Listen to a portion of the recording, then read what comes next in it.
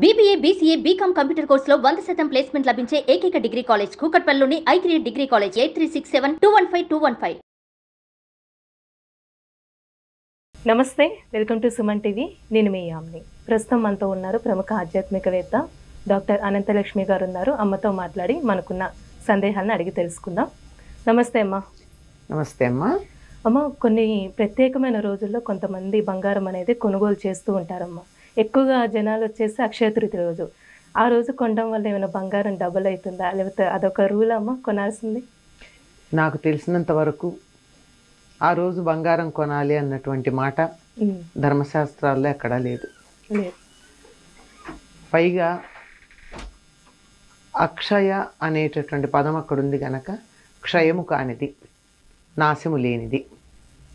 ఈ నాశము లేనటువంటిది ఏదైనా సంప్రాప్తిస్తే ఆ రోజు దొరికింది, నాశం లేకుండా ఇంకా వస్తూనే ఉంటుంది అని లెక్క.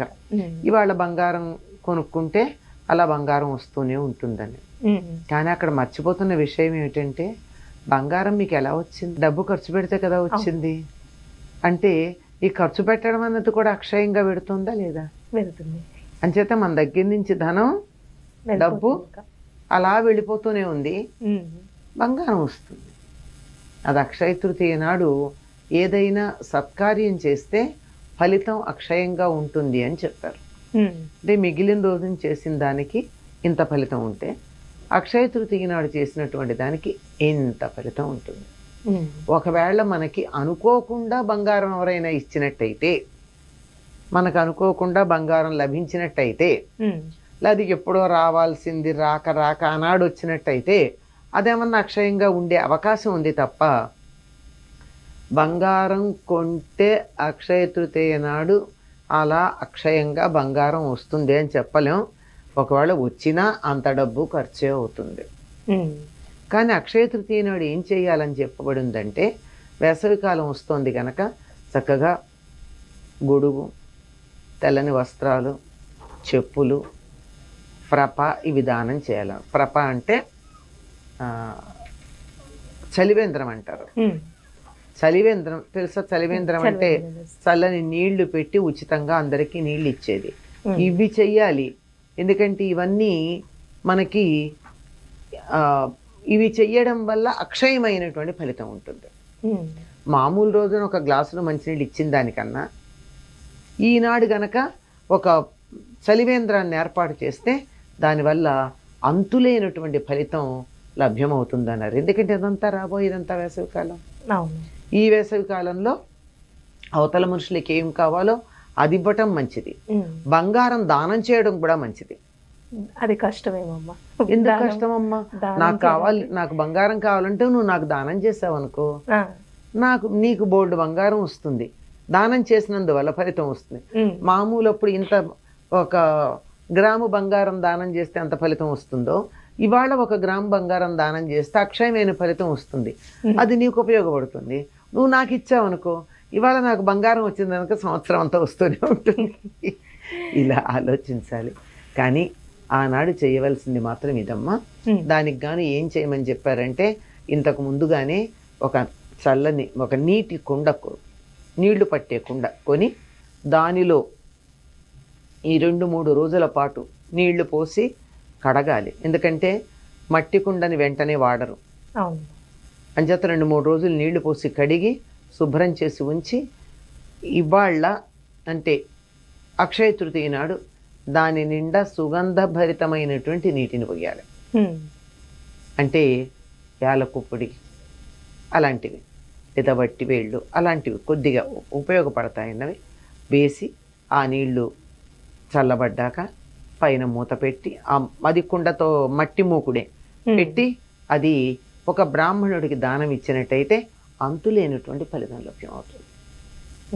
అలాగే వచ్చేది వేసవికాలం కనుక తెల్లని వస్త్రాలు, చెప్పుల జత, గొడుగు, అలాగే వారందరూ తినడానికి కావాల్సినటువంటి ఆహార పదార్థాలు, తీపి పదార్థాలు, ఇట్లాంటివి అంటే మిఠాయిలు లాంటివి చేసి ఇవి దానం చేస్తే ఫలితం ఉంటుంది, అంతులేని ఫలితం ఉంటుంది.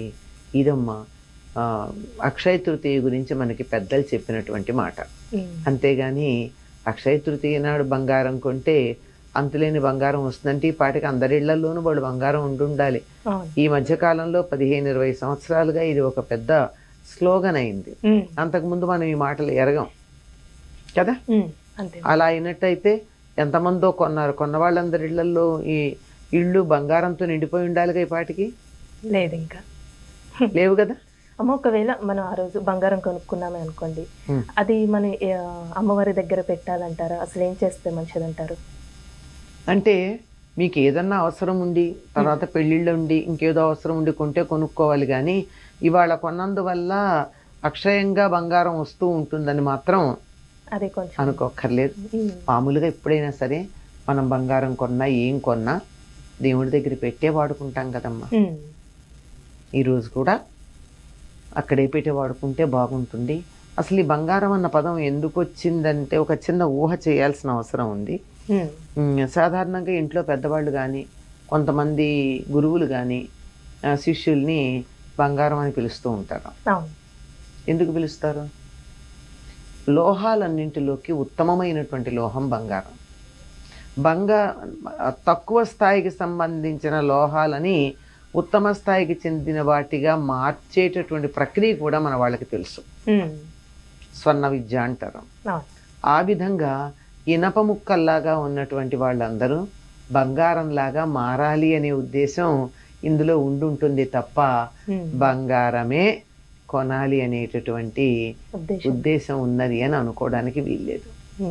ఈ రోజుకి చాలా ప్రత్యేకతలు ఉన్నాయమ్మా. బంగారం కొనడం గురించే మనం మాట్లాడుతున్నాం. ఇంకేమున్నాయమ్మా ప్రత్యేకతలు? సింహాచలంలో చందనోత్సవం చేస్తారు అక్షయ తృతీయ నాడు.